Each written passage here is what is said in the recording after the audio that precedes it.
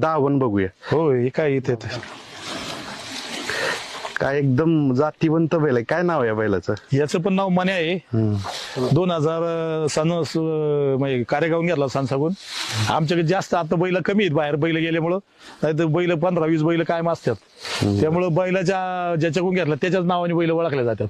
बर, ह्याचं काय वैशिष्ट्य? किती वर्ष पळालाय हा बैल? हा 17-18 वर्ष बैल पळतोय आता. होय. आणि असं ऐकून आहे की ह्या बैलानं महाराष्ट्रातील सर्वाधिक मोठं पारितोषिक जिंकलेलं. काय जिंकलेलं ते? याने पहिल्याच टाइम मला बोलेरो गाडी 4 व्हीलर 2014ला पुणे जिल्ह्यात 4 व्हीलरचं बक्षीस होतं. त्याचा पहिलाच महाराष्ट्र केसरीचा मानकरी तो आता.